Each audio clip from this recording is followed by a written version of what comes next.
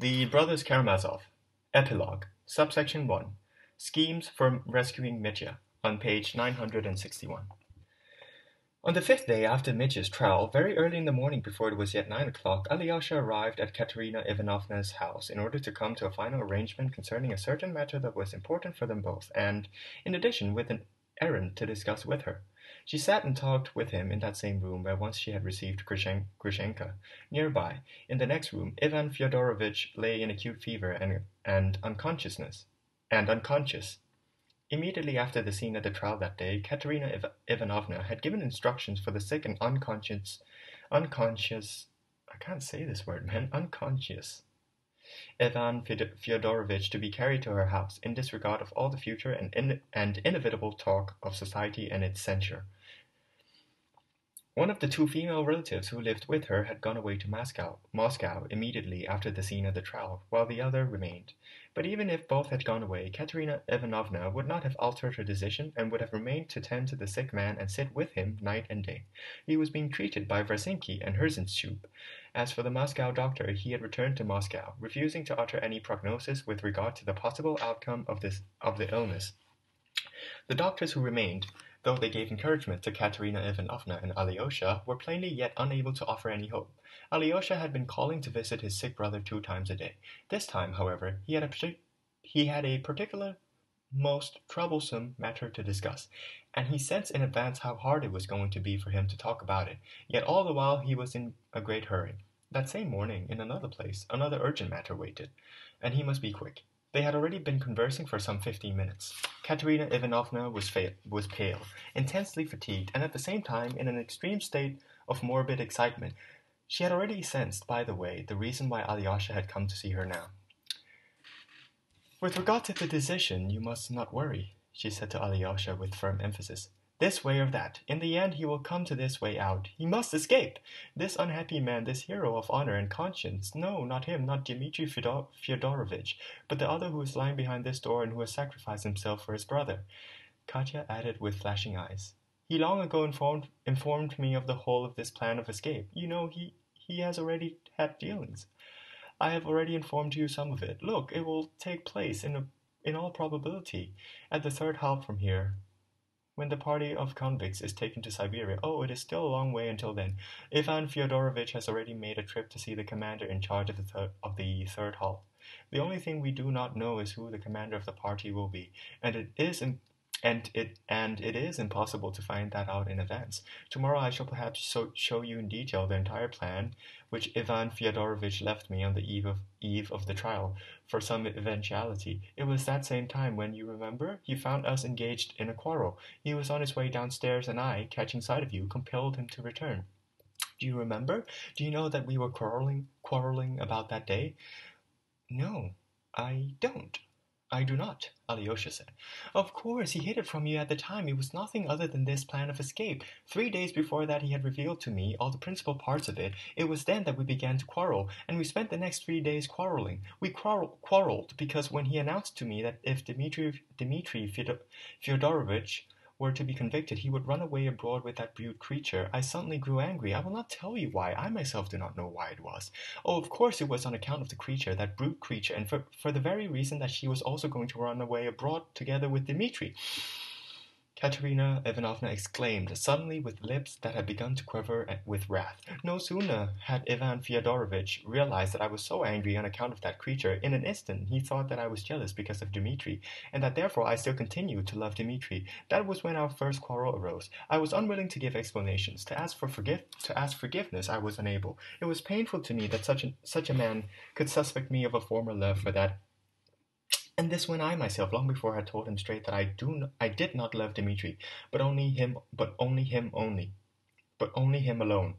It was only out of rage against the brute creature that I grew enraged with him. 3 days later, on that very evening when you came in, he brought to me a sealed envelope which I was to unseal at once if anything should happen to him.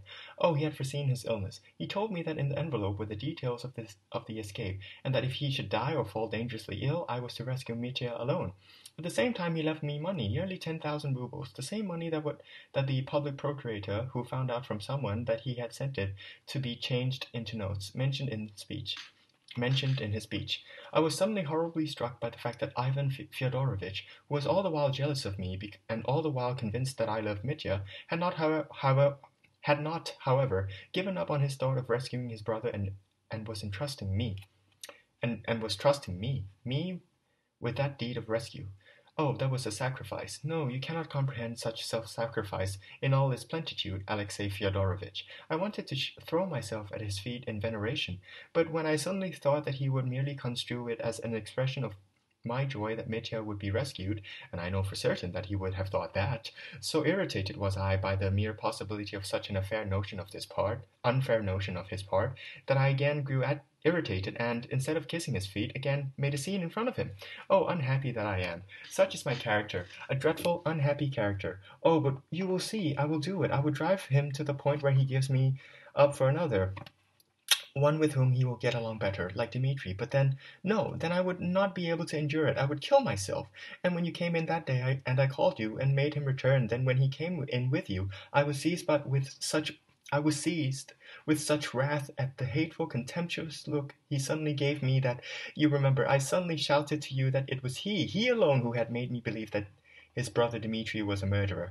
I went and told slanderous lies about him on purpose, in order to wound him again, while he, on the other hand, had never, never tried to make me believe that his brother was a murderer. On the contrary, it was I who tried to make him believe it. Oh, it was all of it caused by my fury. It was I who prepared that accursed scene for him at the trial. He wanted to prove me that he was noble, and that though I loved his brother, he would nonetheless not ruin him out of vengeance and jealousy. So he appeared at the trial. I am the cause of it all. I alone am to blame. Never before had Katya made confessions of this kind to Alyosha, and he had a sense that she was now at the very pitch of unendurable suffering when the proudest heart will with pain destroy its own pride and fall vanquished by grief. Oh, Alyosha was aware of yet one more dreadful cause to her present agony, however much she may have tried to keep it hidden from him during all these days since Mitya's conviction. But it would somehow have been too painful if she had determined to fall so low as to speak with him now about that cause. She was suffering on account of her perfidy at the trial, and Alyosha had a premonition that conscience would draw her to confess before no one else but him, Alyosha, with tears, with shrieks, with hysterics, with beating upon the floor. He was, however, afraid of this moment, and desired to spare the suffering woman. All the harder did this make the errand on which he had arrived. He again began to speak of Mitya. It's all right, don't be afraid for him, Katya began again obstinately and sharply. All this will last with him only a moment. I know him, I know that heart of his all too well. You may be certain that he will agree to escape. And the main thing is, it's not going to happen right now. There will still be time for him to make his resolve. But then Ivan Fyodorovitch will have recovered and will make himself take charge of it all, so I won't have to do anything. Don't worry, he will agree to escape. Why, he already agrees. Do you think he is capable of leaving his brute creature behind? And they won't let her join him in penal servitude?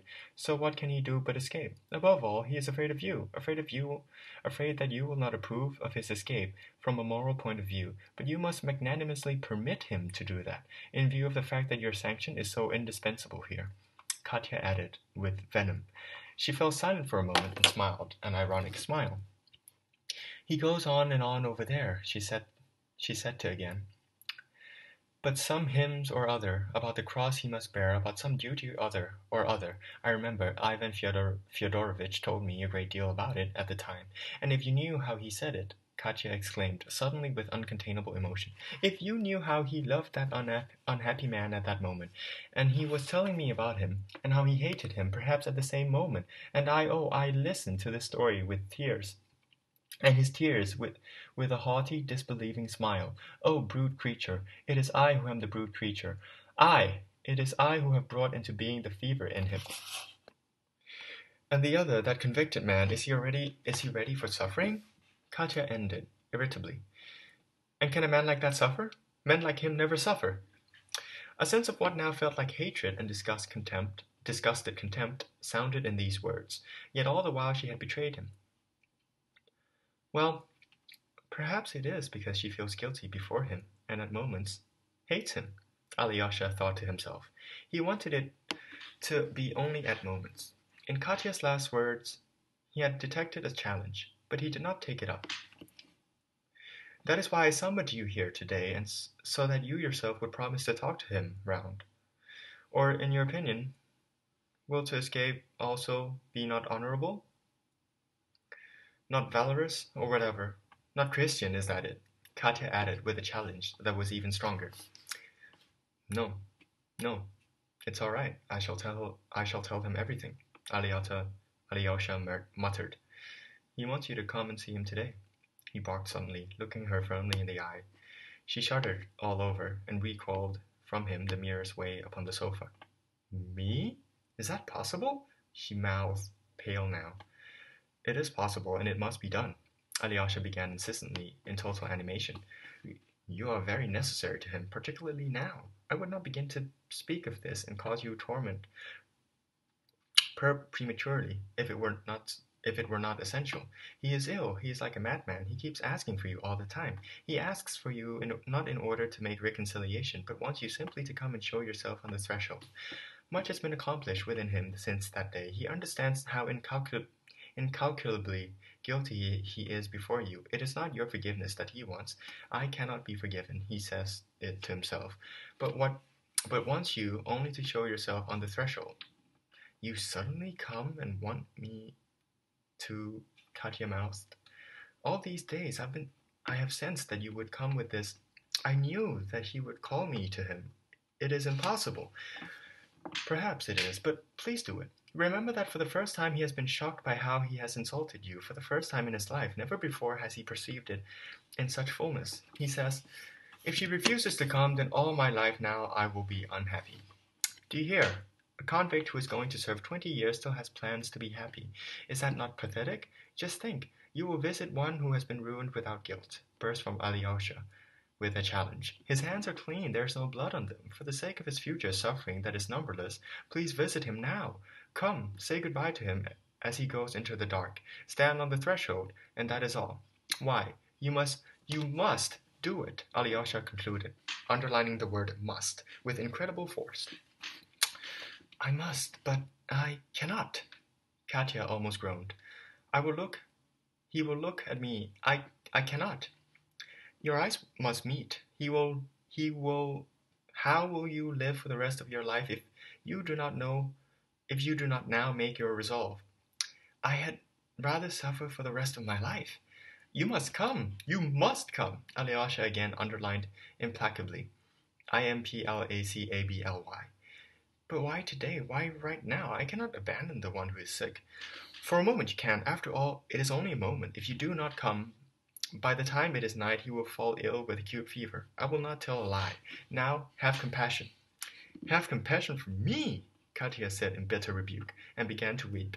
So you will come, then, Alyosha pronounced firmly, at the sight of her tears.